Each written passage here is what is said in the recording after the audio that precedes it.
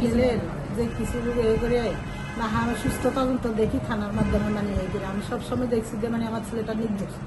আমার ছেলে বলতেছে মা আমি কিছুই করি না, আমার সাথে কোনো কিছুই হয় না, আমার মেয়েটার সাথে শুধু একটাই পরিচয় হয়েছে, শুধু এ হয়েছে ঘুরতে গেছি আমি শুধু এটাই, এছাড়া আমার সাথে আমার ছেলের সাথে কিছুই হয় নাই। মানে আমি মেয়েদের মানে মেয়েদের কাছে বারবার বলছে যে মেয়ের বাগায় ডিএনএর কাছে থেকে দেখো ওদের বলো, ওরা সবসময় শুনবে, এদের কাছে আমরা গেছি এ করার জন্য।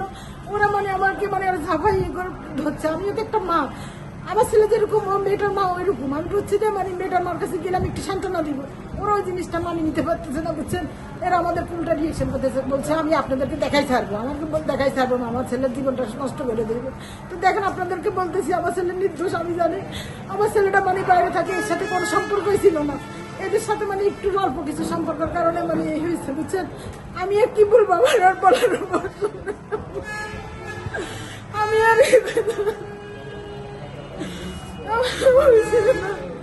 নির্দোষ থাকি আমি এখন আসছি রাস্তার পুকুরে পুকুরে হাঁটতেছি, শুধু মানে এরকম কেসটা এমন একটা দিয়ে দিয়েছে মানে আমি এখন কোনো দিকে লড়তে পারতেছি না। এরা এমন ভাবে এ করছে, মানে কেসটা সাজাইছে সামাজিকভাবে হেরস্তাম করতেছে, মান সম্মান সবাই নিয়ে তুলের সাথে মিশে দিয়েছে আমার নির্দোষ ছেলেটাকে। কেন মানে এরা এ করতেছে আমি জানি না, এরা কি চাইতেছে আমার কাছে। আজ আমরা তানভীরের পরিবারের পক্ষ থেকে উপস্থিত হয়েছি। প্রথমেই আমরা স্মৃতিপালের মৃত্যুর ঘটনায় গভীর শোক প্রকাশ করছি এবং তার পরিবারের প্রতি আন্তরিক সমবেদনা জানাই। একই সঙ্গে আমরা বলতে চাই ঘটনার প্রকৃত সত্য উদ্ঘাটনের দায়িত্ব তদন্ত সংশ্লিষ্ট কর্তৃপক্ষের। আমরা চাই এই ঘটনার পূর্ণাঙ্গ নিরপেক্ষ ও তথ্যভিত্তিক তদন্ত হোক। তানভীর নিজেও এই ঘটনায় আহত হয়েছেন। আমাদের পরিবারের অবস্থা হলো তদন্ত সম্পূর্ণ হওয়ার আগে কাউকে দায়ী হিসেবে উপস্থাপন করা উচিত নয়। আমাদের পরিবারের অভিযোগ ঘটনার পর তানভীর ও পরিবার মানসিক ও সামাজিক চাপে রয়েছে। তাই আমরা সংশ্লিষ্টদের কাছে অনুরোধ করছি সকল তথ্য সময়ক্রম চিকিৎসা তথ্য সাক্ষ্য ও প্রমাণ যাচাই করে তদন্ত করা হোক। আমাদের পরিবারের আরো প্রশ্ন, প্রাথমিকভাবে সড়ক দুর্ঘটনা হিসেবে আলোচনায় আসা একটি ঘটনাকে কোনো তথ্য প্রমাণ বা ভিত্তির আলোকে অন্যদিকে ব্যাখ্যা করা হচ্ছে, সেটিও নিরপেক্ষভাবে তদন্তের মাধ্যমে স্পষ্ট করা হোক। আমরা কোনো সিদ্ধান্ত নিতে আসিনি এবং কাউকে দোষী ঘোষণা করতে আসিনি। আমরা শুধু চাই তদন্তের আগে তানভীরকে দায়ী করা না হোক, প্রকৃত ঘটনা সামনে আসুক এবং পরিবারকে অযথা হয়রানি করা না হোক। সর্বশেষে আমরা সংশ্লিষ্ট কর্তৃপক্ষ, গণমাধ্যম ও সকলের কাছে অনুরোধ করছি বিষয়টি সংবেদনশীলভাবে বিবেচনা করে ন্যায়সঙ্গত প্রক্রিয়া অনুসরণ করা হোক। ধন্যবাদ। আপনার নাম কি? নাবিলা আক্তার। আপনি তানভীরের কি হন? আমি তানভীরের সেজু বোন। পরিচয়টা ফ্যামিলির স্ট্যাটাসটা দেন। তুমি তোমার ভাই? 4 বোন 1 ভাই। আমার আব্বু 2023 সালে আমাদের ফকিরবাজার জগন্নাথ দিঘি বিশ্ব রোডে বাইক অ্যাক্সিডেন্টে মারা যায়। তাও বাইক এসে আমার আব্বুকে রাতের 8টায় মেরে দিয়ে মানে বাইকের লোকটা ইয়ে করছে, একদম এক জায়গা থেকে আরেক জায়গায় সিটকি ফালাই দিচ্ছে।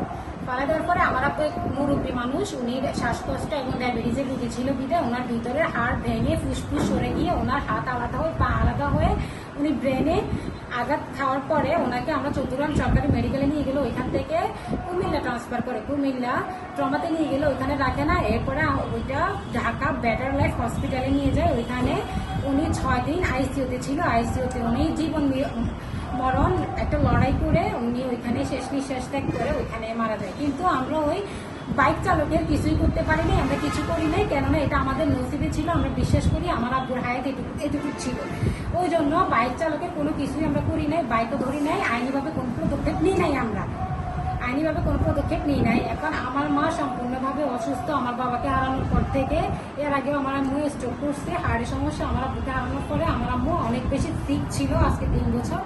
ওই সবটা উনি কাটিয়ে উঠতে পারে নাই। তার ভিতরে ওনার একমাত্র ছেলে, আমার একটা মাত্র ভাই, উনি ওই সবটাও এখনো কাটিয়ে উঠতে মানে ইয়ে করতে পারতেছেন না, মানতে পারতেছেন ওনার ছেলের সাথে এটা কি হয়ে গেল। এটা সম্পূর্ণ অ্যাক্সিডেন্ট আর মেয়ের ফ্যামিলি এটাকে ষড়যন্ত্র করে সাজাইতেছে যে ধর্ষণের কেস। আমরা এখন এটা সম্পূর্ণ তদন্ত, সম্পূর্ণ সঠিক তথ্য চাই। বাড়িতে ও দাওয়াত খাইতে আসছে, ওর ফ্রেন্ডের বাড়িতে দাওয়াত খাইতে আসছে এবং ফ্রেন্ডের বাড়ি থেকে দাওয়াত খাওয়ার পর ওরা 6 জন মিলে 4টা বাইক নিয়ে বের হয়েছে। আমরা পরবর্তীতে জানি, এটা প্রথমে আমরা জানি না, পরবর্তীতে জানি। আমরা জানার পরে শুনি যে 2টা মেয়েকে নিয়ে ওরা বাইকে করে ঘুরতে গেছে। ঘুরতে যাওয়ার পরে ওরা মিরসরাইয়ে অ্যাক্সিডেন্ট করে, এটা আমরা জানতে পারি রাত 12:30 কি 1টা নাগাদ। তাও ওইটা আমরা মানে ওর ফ্রেন্ড সার্কেল কিংবা ওর মাধ্যমে জানি নাই, আমরা জানছি হচ্ছে যে ফার্স্ট লাইশ থানার একজন ওসির মাধ্যমে। উনি আমাদেরকে আমার ভাইয়ের কাছ থেকে ফোন নিয়ে বলে যে এমনি এমনি অ্যাক্সিডেন্ট হয়েছে, এমনি এমনি একটা মানুষ মারা গেছে। আমরা তখনও জানতাম না যে মেয়ে মারা গেছে, একটা লোক মারা গেছে, এমনি এমনি থানায় আছে, আমাদেরকে বলছে যাইতে। কিন্তু আমরা 14 গ্রাম জগন্নাথ দিঘি থেকে ওই চট্টগ্রামে যাওয়া তখন অত রাতে আমাদের পক্ষে পসিবল ছিল না, বিদায় আমরা চট্টগ্রামে আমাদের নিকট যারা আত্মীয় তাদেরকে পাঠাই। আমরা পাঠানোর পরে আমরা কিছু ডিটেলস জানতে পারি যে ওইখানে মেয়ে মারা গেছে, কিংবা আমার ভাইয়ের হসপিটালে নিয়ে গেছে। যখন অ্যাক্সিডেন্ট করছে তখন মিরেশ্বরে একটা নাকি জেনারেল, আমরা তো এদিকে কিছু চিনি না, আমরা জানতে পারি যে একটা জেনারেল হসপিটালে নিয়ে যাওয়া হয়। নিয়ে যাওয়া হওয়ার পরে ওইখানে রাখে না, এরপরে অ্যাম্বুলেন্স করে ওরা 2-3টা মেডিকেলে নিয়ে যায়, তারপর লাস্ট ওরা চট্টগ্রাম মেডিকেলে নিয়ে যায়। চট্টগ্রাম মেডিকেলে নিয়ে যাওয়ার পরে ওইখানে মেয়েটার লাস্ট নিঃশ্বাস ত্যাগ করে। ত্যাগ করার পরে ওইখান থেকে আমার ভাই সহ আমার ভাইয়ের ফ্রেন্ডকে আটক করা হয়। ওইখানে ওর বন্ধু, ওর মেয়ে আরো একটা ছিল, ওরা ওদেরকে বের করে দিছে কিনা বা ওরা নিজ থেকে সরছে কিনা ওইটা আমরা আদৌ জানি না। তারপরে যখন আমার ভাইকে আটক করা হয়, ওকে ফার্স্ট লাইশ থানাতে নিয়ে আসে। ফার্স্ট লাইশ থানাতে নিয়ে আসার পরে আমরা জানতে পারি যে এভাবে হয়েছে। এরপরে যখন আমরা পরবর্তী দিন 7 তারিখের ঘটনা, আমরা 8 তারিখে আসি। আমরা 8 তারিখ ভোরে রওনা দিলে প্রায় 11টা কি 12টার দিকে আমরা ফার্স্ট লাইশ থানায় গিয়ে পৌঁছাই। পৌঁছানোর পরে ওইখানে আমার ভাইয়ের সাথে কথা হয়। কথা হওয়ার পরে আমরা জিজ্ঞেস করছি ওকে যে মেয়ের সাথে কি আদৌ সম্পর্ক ছিল কিনা। আমার ভাই বলছে যে না, জাস্ট একটু ফ্রেন্ড হিসাবে কথা হয়েছে, ঘুরতে গেছিল, এতটুকু। ওর সাথে কোনো শারীরিক কিংবা কোনো রকমের সম্পর্ক আমার ভাইয়ের সাথে ছিল না। সম্পূর্ণ কোনো সম্পর্কে আমার ভাইয়ের সাথে ছিল না, জাস্ট একটু ফোন আলাপে পরিচয় হয়েছে ফ্রেন্ড হিসাবে। 4-5 দিনে ঘুরতে গেছে, ওরা ঘুরতে বের হয়েছে। এরপরে যখন আমরা থানাতে অনেকক্ষণ বসার পরে আমরা অনেক তথ্য করার জন্য আমরা বসছি, কথাবার্তা বলছি। এরপরে যখন শুনি যে পোস্টমর্টম করা হবে মেয়েকে বা পোস্টমর্টম করতেছে, আমাদের কাছে একবার এক একটা তথ্য আসতেছে যে পোস্টমর্টমের রিপোর্ট আসতেছে বা মেয়েকে এখনো করায় নাই বা মেয়ের পোস্টমর্টম রিপোর্ট করবে, এরকম কিছু আমাদের কাছে আসে। প্রথমে পোস্টমর্টম করার পর যখন মর্গে নিয়ে যায় তখন আমরা মর্গে উপস্থিত হই। মর্গে উপস্থিত হওয়ার পরে আমরা চাইছিলাম শ্রুতিপালের পরিবারকে একটু সহানুভূতি দেখাবো, কেননা আমাদের ভাইয়ের বাইকের পিছ থেকে যখন মেয়েটার একটা অ্যাক্সিডেন্ট হয়েছে, আমরা তো আদৌ মেয়েটাকে চিনতাম না, জানতাম না ওই মেয়েটাকে। তো আমরা চাইছিলাম মেয়েটাকে একটু দেখি কিভাবে অ্যাক্সিডেন্ট হয়েছে বা কি হয়েছে না হয়েছে, ওর শরীরে কি হয়েছে না হয়েছে আমরা একটু দেখি, বা আমরা কথা বলি, ওর ফ্যামিলিকে একটু সহানুভূতি দেখাই, আমরা একটু করি, আমরা সান্ত্বনা দিই, ওই হিসাবে আমরা গেছি। যাওয়ার পরে এরা আমাদের উপরে একটু উত্তেজিত হয়েছে। এবার আমরা আবার মেয়েকে যখন বলছি যে আমরা একটু দেখতে চাই, ওরা জিজ্ঞেস করছে কেন দেখতেন, বা আবার আমরা যখন মর্গে উপস্থিত হই তখন ওরা বলে যে আপনারা এখানে কেন আসছেন, কিসের মাধ্যমে আসছেন, বা আপনারা কি আমাদের পিছনে লোক লাগায় রাখছেন কিনা। কিন্তু এরকম কোনো কিছুই না। আমরা যখন মেডিকেলে যাই, মেডিকেলে যাওয়ার পরে জানতে পারি এমনি এটা মর্গে এটা নেওয়া হইতেছে লাশটা।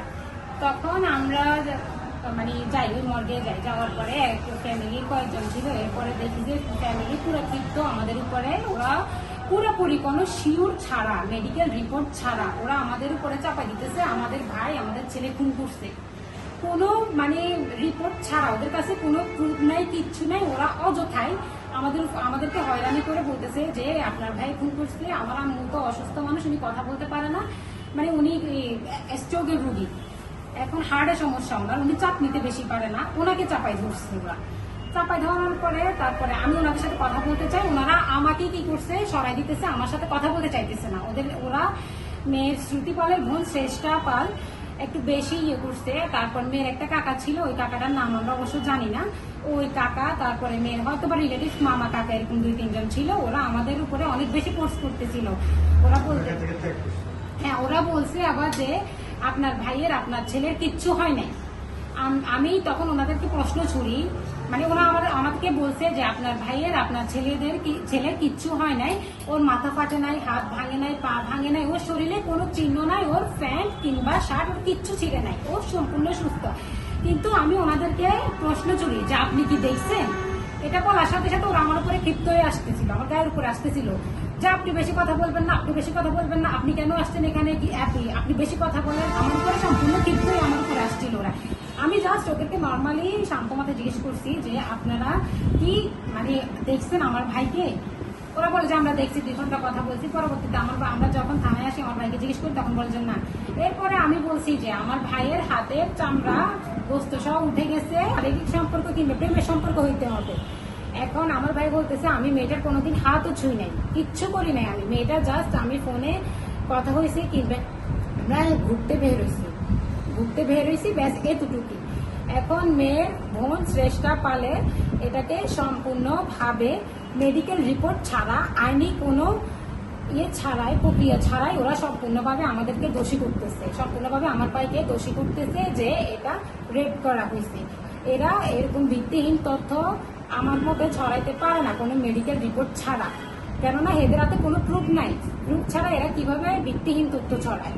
এটাই আইনের কাছে প্রশ্ন থাকবে। আর আমরা আইনের প্রতি সম্পূর্ণ শ্রদ্ধাশীল, বিশ্বাস করি। আইন, পুলিশ প্রশাসন সম্পূর্ণ তদন্তের মাধ্যমে আমাদেরকে, আমার ভাইকে নির্দোষ প্রমাণ করে বের করতে পারবে ইনশাল্লাহ। আমরা আল্লাহর উপরে ভরসা রাখি, আল্লাহ আমাদেরকে সুষ্ঠুভাবে তদন্ত করে আমাদের উদ্ধার করবে আমার ভাইকে। উঠে গেছে আমার ভাইয়ের হাঁটু, রান এগুলা থেকে চামড়া উঠে গেছে, চল্লা উঠে গেছে। যখন আমি চোখে আঘাত পাইছি, আমার ভাই এই কথাটা বলার পরে চাচারা মামা শিব আমি জানি না, বলার পরে উনি বলতেছে তাহলে আপনি চিরছেন কেন? হ্যাঁ আপনি চিরছেন, আমাকে ইয়ে করতেছে, দোষী করতেছে, আপনি চিরছেন। এখন আমি এখানে কোত্থেকে আসবো ছেড়ার জন্য? আমি জানি এদের হয়তো একটা মেয়ে মারা গেছে, এরা কিন্তু এরা তো এইভাবে অভিযোগ করতে পারে না। ওরা সঙ্গে থাকবে, কান্নাকাটিতে থাকবে, ওরা ওইটা না, ওরা সম্পূর্ণ আমাদের উপরে ক্ষিপ্ত। ওরা সঙ্গেও নাই, ওরা কান্নাকাটিতেও নাই, ওরা সম্পূর্ণ ক্ষিপ্ত আমার ভাই খুন করছে। এখন এটা হয়তো ওরা পরিকল্পিতভাবে সাজাচ্ছে। আমার ভাই হয়তো ভাবছে বিদেশ থেকে আসছে, অনেক টাকা পয়সার মালিক, হয়তো এরা ওইভাবে কিছুটা সাজাচ্ছে যেন কিছুটা ইয়ে করতে পারে। এরপরে আমরা দেখছি ওদের পরিস্থিতি খারাপ, তখন জানার পরে আমরা ওইখান থেকে বের করে আবার থানায় আসি। থানায় আসার পরে আমার ভাইকে জিজ্ঞেস করি যে এমনি মেয়ের ফ্যামিলি বলতেছে, কয় না অসম্ভব, মেয়ের সাথে আমার কোনো কিছু নাই, আমি মেয়েকে টাচও করি নাই, কিচ্ছু করি নাই, জাস্ট ফোন আলাপ, পরিচয়, ঘুরতে যাওয়া, এতটুক। মেয়ে নিজে স্ব ইচ্ছা আমার ভাইকে ফোন দিয়ে বের হয়েছে। আমার ভাই কোনো চট্টগ্রামের মানুষ না, আমরা চট্টগ্রামের মানুষ না, মেয়ে চট্টগ্রামের মানুষ। মেয়ে চট্টগ্রামের ঘুরের যে স্পটগুলো ও চিনে, ও আমার ভাইকে নিয়ে গেছে। আমার ভাই চট্টগ্রামের মানুষ না, আমরা চট্টগ্রামের ফেনীর মানুষ, এরিয়া এতটুকুই আমাদের। কিন্তু মেয়ে নিজে কল দিয়ে আমার ভাইকে নিয়ে গেছে। মেয়ের শ্রুতিপালের ফ্রেন্ড যে আরেকটা মেয়ে ছিল ওরা সহ সম্পূর্ণ আমার ভাই ও আমার ভাইয়ের ফ্রেন্ড যারা ছিল ওদেরকে নিয়ে গেছে। এখন এখানে সম্পূর্ণ ঘটনাকে মানে করা, বিভ্রান্তিকর তথ্য ছড়াচ্ছে নেটের মাধ্যমে, কিংবা আমাদেরকে হয়রানি করা হচ্ছে। সম্পূর্ণভাবে আমার ভাইকে মানে মিথ্যা একটা মামলা দিয়ে দোষী করছে। আমার ভাই এই ছেলে হিসাবে ও মানে এটা আমরা চিনি, আমাদের এলাকায় সবাই চিনে। ও মানে বলার মতো না, মানুষের কিভাবে উপকার করে ও এটা সবাই বলে। ও জাস্ট মেয়েটাকে উপকার করতে গিয়ে ও নিজে ফেসে গেছে। ও চাইছে মেয়েটাকে, আমার ভাই এটাও বলছে যত টাকা লাগুক মেয়েটা বাঁচুক।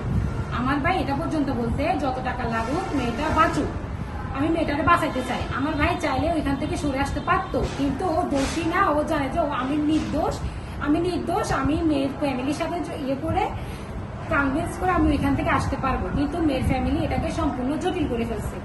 মেয়ের ফ্যামিলি এটাকে সম্পূর্ণ হয়তোবা এরা আমাদের থেকে টাকা আদায় করার জন্য সম্পূর্ণ জটিল করে ফেলছে এরা।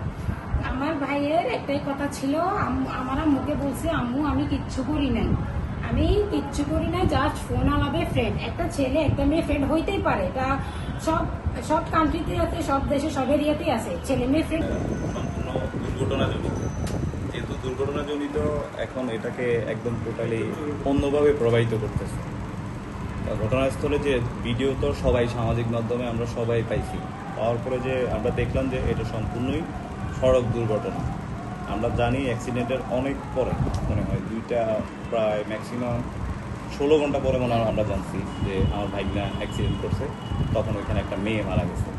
তো কাস্টাইশ থানা আর মনে হয় ছিল 2 দিন কাস্টডিতে থাকার পরে গতকালকে মনে হয় না পরশু দিন চালান দিচ্ছে ওরে, কালকে পরশুদিন। পরশুদিন ওরে চালান দিচ্ছে আর কি। তাদের ধারণা হচ্ছে যে এটা একটা রেপ কেস। আসলে আমরা আজকেও ঘটনাস্থলে গিয়ে আসছি, বিভিন্ন লোক থেকে জানিয়েও আসছি যে এটা আসলে সম্পূর্ণই দুর্ঘটনা। তো এই জন্য আসলে কি বলবো, আর মানে বলার মতো ভাষাই নেই। বিশেষ করে আসলে আইনের প্রতি আমাদের যথেষ্ট শ্রদ্ধা। আমরাও চাই যে আসলে একটা পিওর যে ঘটনা যেটা সত্য ওইটাই বেরিয়ে আসে। এর চেয়ে আসলে আর বেশি কিছু বলার নেই আমার।